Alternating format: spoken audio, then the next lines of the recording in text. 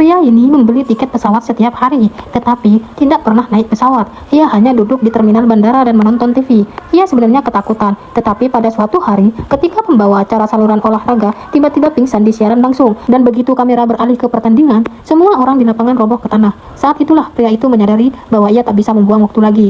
Ia harus segera kabur dari sana. Tanpa menunda sedikit pun, ia mendorong seorang petugas keamanan hingga terjatuh. Ia merampas senapannya dan berlari menuju gerbang keberangkatan seperti orang kesetanan. Orang-orang di sekitarnya mulai berteriak padanya, mengira ia seorang teroris. Pada saat yang sama, pramugara mulai merasakan ada yang tidak beres di luar.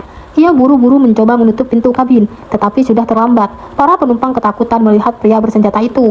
Pria tersebut menodongkan senjata ke pramugara dan berkata, "Tutup pintunya sekarang juga, atau aku tembak." Dengan terpaksa, pramugara menutup pintu. Kini, pria berlari menuju kokpit. Ia takut tetapi berusaha tetap tegar. Ia mencoba menjelaskan kepada kapten bahwa jika pesawat tidak diterbangkan sebelum matahari terbenam, semua orang akan mati. Namun, kapten tidak mengerti apapun. Pada saat itu, Air Marshal mulai mengetuk pintu mengalihkan perhatian pria tersebut. Kapten memanfaatkan kesempatan itu dan mencoba merebut pistolnya, tetapi pistolnya meletus dan pelurunya mengenai tangan kapten.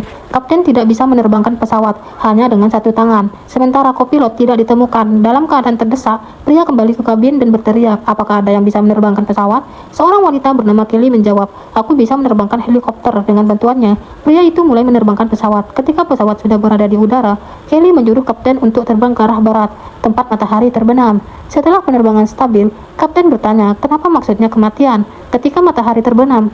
Pria itu yang bernama Ramon berkata, "Aku seorang mayor di angkatan NATO. Tanpa sengaja, aku mendengar rapat rahasia yang mengatakan bahwa matahari telah bermutasi. Sekarang, sinarnya dapat membakar apapun yang hidup, walaupun kita bersembunyi di dalam gedung."